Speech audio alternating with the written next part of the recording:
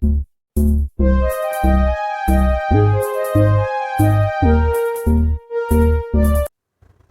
everyone, this is Monisha and you are watching Self Learning. Welcome back to my channel. UGC NET educational studies के बारे में हम अध्ययन कर रहे हैं। लास्ट वीडियोस में हमने बात करी थी मेटाफिजिक्स, एपिस्टेमोलॉजी एंड एक्सियोलॉजी के बारे में। अगर आपने वो वीडियो नहीं देखा है तो आप इस दी हुई लिंक में जाकर उस वीडियो को देख सकते हैं। आज हम बात करने वाले हैं सांख्य दर्शन की, योग दर्शन की। इंडियन स्कूल ऑफ फिलॉसफी और वेस्टर्न स्कूल ऑफ फिलॉसफी में क्या डिफरेंस होता है।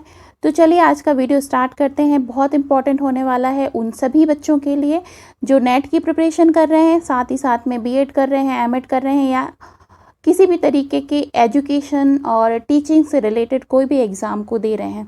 तो आप सभी से रिक्वेस्ट है इस वीडियो में लास्ट तक बने रहिएगा। चलिए स्टार्ट करते हैं, आगे बढ़ते हैं। फर्स्ट जो है कि difference between Indian school and western school of philosophy. तो भाई अंतर क्या होता है दोनों में? तो अंतर कुछ नहीं होता है। अंतर ये होता है कि भारतीय दर्शन में धर्म को जोड़ा जाता है दर्शन के साथ में, जबकि पाश्चात्य दर्शन में धर्म और दर्शन दोनों को ही अलग अलग रखा गया है। ठीक है, पहली बात। दूसरी बात जो हमें हमारे सिलेबस में, नेट के सिलेबस में हमें पढ़ना है contribution of Indian school of philosophy में, तो हमें पढ़ना है सांख्य, योग, वेदांत, बुद्धिज़्म और जैनिज़्म। ठीक है, तो आज पहले बात करें फिलॉसफी के बारे में। तो आपने पढ़ ही लिया है, फिलॉसफी का जो नाम है वो ग्रीक वर्ड फिलोसोफिया से लिया गया है, जिसका दो पार्ट्स में डिवाइड करते हैं। तो फिलॉस प्लस लोगस होता है, जिसको हम लव और विजडम के बारे में बताते हैं। ठीक है, तो फिलॉसफी में वेस्टर्न स्कूल ऑफ फिलॉसफी और इंडियन स्कूल ऑफ फिलॉसफी में हमारा आता है जो वेस्टर्न स्कूल ऑफ फिलॉसफी, उसमें जो बनते हैं आपके दर्शन, उनको डिवाइड किया गया है 3 पार्ट्स में। प्राचीन कालीन दर्शन, मध्यकालीन दर्शन, समकालीन यानी कि कंटेम्परेरी फिलॉसफी। ठीक है, तो प्राचीन काल में बनता है आपका आदर्शवाद, आइडियलिज्म, प्रकृतिवाद, नेचुरलिज्म, यथार्थवाद, रियलिज्म, प्रयोजनवाद, प्रैग्मेटिज्म। मध्यकालीन दर्शन में बनता है हमारा अस्तित्ववाद यानी कि एग्जिस्टिज्म और मार्क्सवाद, मार्क्सिज्म। कंटेम्प्रेरी जो फिलॉसफी है उसमें विधेयात्मक सापेक्षवाद, तार्किक विश्लेषणवाद, तार्किक अनुभववाद। लेकिन आज हमारा टारगेट है कि हम पढ़ेंगे इंडियन स्कूल ऑफ फिलॉसफी में। आगे का जो हमारा पार्ट है वो हम देखते हैं। तो इंडियन स्कूल ऑफ फिलॉसफी को आगे बढ़ाते हैं, वेस्टर्न स्कूल ऑफ फिलॉसफी को हम नेक्स्ट वीडियोस में देखेंगे। चलें, तो इंडियन स्कूल ऑफ फिलॉसफी में सबसे पहले तो हम देखें कि दर्शन को 2 भागों में डिवाइड किया गया है। कहाँ से आए हैं दर्शन? वैदिक कालीन परंपरा से। वैदिक स्कूल ऑफ फिलॉसफी से हम पढ़ते हैं, उससे ही हमें दर्शन की शुरुआत होती है। तो यहाँ पर जो दर्शन है वो 2 प्रकार से डिवाइड किए गए हैं, आस्तिक दर्शन और नास्तिक दर्शन। 2 प्रकार से मूल दर्शन होते हैं। आस्तिक दर्शन वे दर्शन जो वेदों की प्रामाणिकता को माने। यहाँ पर आस्तिकता से मतलब ईश्वर को मानने से नहीं है, बल्कि वेदों की प्रामाणिकता को मानने से है।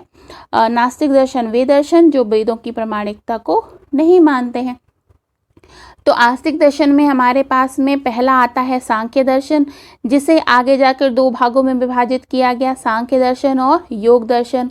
सांख्य दर्शन के जो आचार्य हैं वो हैं कपिल, योग दर्शन के जो आचार्य हैं वो हैं क्या? पतंजलि। इन दोनों को जुड़वा बहने कहा जाता है। दूसरा जो है वो है न्याय दर्शन। न्याय दर्शन को आगे जाके 2 भागों में डिवाइड किया गया, न्याय और वैशेषिक। न्याय के जो आचार्य हैं वो है गौतम और वैशेषिक के जो हैं वो हैं कणाद। इनको उलूक भी कहा जाता है, ये भी जुड़वा बहन है। आगे तीसरा दर्शन जो है भारतीय दर्शन का आस्तिक दर्शन में मीमांसा दर्शन, जिसे 2 भागों में विभाजित किया गया, पूर्व मीमांसा जिसे जैमिनी ऋषि ने दिया था, उत्तर मीमांसा जिसे वादरायण जी ने दिया था, जिसको पूर्व मीमांसा का नाम आगे बढ़ाकर बदलकर बना दिया गया मीमांसा दर्शन, और उत्तर मीमांसा का नाम आगे बढ़कर बदलकर हो गया वेदांत। वेदांत का मतलब क्या? जो वेदों का अंतिम भाग है। इन्हें वादरायण ऋषि ने दिया था। ये भी क्या है, जुड़वा बहनें कही जाती हैं, क्योंकि इनमें बहुत ही थोड़ा सा अंतर है। अब भाई बात आती है कि सभी वेदों को माने तो वेद क्या है। वेद जो हैं वो अपौरुषीय है, मतलब किसी पुरुष ने उन्हें नहीं लिखा है, बल्कि ये प्रकट हुए हैं, है ना। इन्हें द्रष्टव्य, इन्हें देखा गया है। और वेद का ना कोई आदि होता है और ना ही कोई अंत होता है। इसलिए जो वेदों की प्रामाणिकता को मानते हैं, वेद दर्शन हमारे यहाँ पर उन्हें आस्तिक दर्शन कहा जाता है। आगे बढ़ते हैं। नास्तिक दर्शन में कौन कौन से दर्शन आते हैं। आपका पहला आता है जैन दर्शन, जो कि महावीर स्वामी जी ने दिया था। दूसरा आता है बौद्ध दर्शन, महात्मा बुद्ध ने दिया था। तीसरा आता है चारवाक दर्शन, जिसे ऋषि चारवाक ने दिया था। ठीक है। अब कुछ लोग जो हैं, कुछ विद्वान जो हैं, वो चारवाक को दर्शन नहीं मानते हैं, क्योंकि यह सुखवादी दर्शन है। ऋषि चारवाक ने कहा है कि जब तक जियो सुख से जियो, आपकी मृत्यु के बाद आपका क्या होगा कोई नहीं जानता, इसलिए सुख से जीने के लिए इन्होंने बात कही है। इसी वजह से इसे दर्शन की कैटेगरी में कुछ लोग नहीं मानते हैं, क्योंकि हमारे यहाँ सुखों का परित्याग किया गया है। महावीर जी ने जो दर्शन दिया था उसमें उन्होंने कहा था कि अपने शरीर को तप बनाओ। बौद्ध जो दर्शन है उसमें भी त्याग और तप की महत्ता को बताया गया है। ठीक है। लेकिन चारवाक ने क्या कहा, सुख से जीने की बात कही है, इसलिए कुछ लोग इसे दर्शन नहीं मानते हैं। तो हमारा आज का टारगेट है सांख्य दर्शन और योग दर्शन। क्यों? क्योंकि नेट के सिलेबस में आपको 2 दर्शनों के बारे में पढ़ना है। वो क्या है आपके, सांख्य और वेदांत। वेदांत के बारे में हमने पिछले वीडियोस में देख लिया है। अगर आपने देखा है तो ठीक है, नहीं देखा है तो इसकी लिंक मैं यहाँ पर दे देती हूँ, आप देख लीजिएगा। आज पढ़ते हैं हम सांख्य दर्शन के बारे में। तो सांख्य दर्शन में आपने देख लिया इन्हें किसने दिया था, कपिल ऋषि ने दिया था। और इसे संख्या के कारण, क्योंकि इसमें संख्याओं के बारे में जिक्र किया जाता है, इसलिए सांख्य दर्शन कहा जाता है। चलिए आगे बढ़ते हैं। अब ये सांख्य दर्शन है क्या, तो वो देखते हैं हम। निरीश्वरवादी योग कहा जाता है इसे। विकासवादी दर्शन कहा जाता है, द्वैतवादी दर्शन कहा जाता है। ये तो इसके कुछ नाम हैं जो सांख्य दर्शन को अलग अलग नामों से बताया जाता है। अब इसमें क्योंकि तत्वों की संख्याएं हैं, इस वजह से तो इसे सांख्य का नाम दिया गया है। पहली बात तो ये द्वैतवादी दर्शन है, क्योंकि सांख्य को 2 भागों में विभाजित किया गया है, मतलब 2 चीज़ों से मिलकर बना हुआ है। एक है पुरुष और दूसरा है प्रकृति। अब इसे निरीश्वरवादी दर्शन क्यों कहते हैं, क्योंकि इस पूरे दर्शन में पुरुष जो शब्द लिया गया है उसे सर्वशक्तिमान माना गया है, जिससे ईश्वर के समान शक्ति प्राप्त हुई है, ईश्वर जैसा प्रतीत होता है। और सांख्य दर्शन में कहीं पर भी ईश्वर शब्द का उपयोग नहीं हुआ है, इसलिए इसे निरीश्वरवादी दर्शन कहते हैं। लेकिन ईश्वर जैसा नहीं प्रयोग, ईश्वर जैसा प्रतीत होता है, इसलिए पुरुष को सर्वशक्तिमान माना गया है। यहाँ पर ईश्वर शब्द का उपयोग नहीं होने की वजह से इसे निरीश्वरवादी दर्शन कहा जाता है। ठीक है बात। लेकिन कुछ बुक्स में आपको सांख्य दर्शन की बुक्स में ईश्वर शब्द का प्रयोग होगा, लेकिन जो सांख्य दर्शन की प्राचीन बुक है उसमें कहीं पर भी ईश्वर शब्द का उपयोग नहीं हुआ है। ये ईश्वर को मानता है, लेकिन ईश्वर शब्द का उपयोग नहीं हुआ। ईश्वर शब्द की जगह किसका उपयोग हुआ है, पुरुष का, इसलिए इसे निरीश्वरवादी दर्शन कहा जाता है। अच्छा, अब आगे बढ़ते हैं, हम देखते हैं प्रकृति। ईश्वर पुरुष की शक्ति से आगे बढ़ी, वो बनी क्या, प्रकृति। अब प्रकृति क्या है, प्रकृति देखा जाए तो प्रकृति ईश्वर की पुरुष की शक्ति से बनी हुई एक साधन मात्र है, जिसे साध्य की यानी कि सृष्टि की रचना का कार्य संपन्न होता है। तो प्रकृति अपने आप में कुछ भी नहीं है, वो क्या करती है, पुरुष की शक्ति से काम करती है और इसकी वजह से सृष्टि का निर्माण होता है। अब आपको ये बात समझ में आ रही है कि पुरुष दूसरे नंबर पे आया क्या, प्रकृति। अब देखें प्रकृति के बाद क्या बनता है, महत। महत से क्या बनता है, अहंकार। अब महत को ही हम बुद्धि भी कहते हैं। अहंकार बना, अहंकार से बनी क्या, तन्मात्राएं। तन्मात्राएं शब्द, स्पर्श, रूप, गंध और रस, ये 5 प्रकार की क्या होती हैं, तन्मात्राएं होती हैं। और तन्मात्राओं से ही आगे बढ़कर क्या बना, इंद्रियां और पंचमहाभूत। पंचमहाभूत में कौन कौन से आते हैं आपके, 5 होते हैं, क्षिति, जल, पावक, गगन, समीर। ठीक है, आपने देखा होगा इनका ही नाम हमारे लिया गया है कि हम पंच महाभूत से ही हमारा मिलकर शरीर बना हुआ है। ठीक है, इंद्रियां 5 प्रकार की ज्ञान इंद्रियां होती हैं, 5 प्रकार की कर्म इंद्रियां होती हैं, एक प्रकार उभय इंद्रिय, इसको हम मन कहते हैं। तो टोटल इंद्रियों की संख्या कितनी हो गई, 11। अब यहाँ पर टोटल तत्व कितने हो रहे हैं, 25। कैसे हो रहे हैं, पुरुष 1, प्रकृति 1 हो गए, 2 महत 3 हो गए, अहंकार 4, 5 प्रकार की तन्मात्राएं 4 और 5 हो गए 9, 11 हो जाएंगी 11 हो जाएंगी आपकी इंद्रियां और 5 हो गए पंचमहाभूत। टोटल मिला के कितना हो रहा है, 25। इस कारण से इसे कहा जाता है 25 तत्वों से मिलकर बना हुआ है, इसलिए 25 संख्या होने की वजह से यहाँ पर संख्या के कारण सांख्य का नाम इसे दिया गया है। आगे बढ़ते हैं हम। इन तत्वों को तो आपने देख लिया, सांख्य में 25 तत्वों का उपयोग होता है। योग दर्शन में क्या होता है, एक तत्व को ऐड कर दिया जाता है, वो एक तत्व होता है ईश्वर। तो 25 तत्व प्लस ईश्वर मिलके बन जाते हैं क्या, आपके 26 तत्व। तो यहाँ पर योग दर्शन में और कोई डिफरेंस नहीं है, इसमें तत्वों की संख्या कितनी हो जाती है, 26 हो जाती है। 25 वही तत्व रहेंगे प्लस उसको ईश्वर को जोड़ दिया जाएगा, तो हो जाएगा क्या, 26 तत्वों से मिलकर बना हुआ है, इसलिए इसे कहा जाता है क्या, योग दर्शन।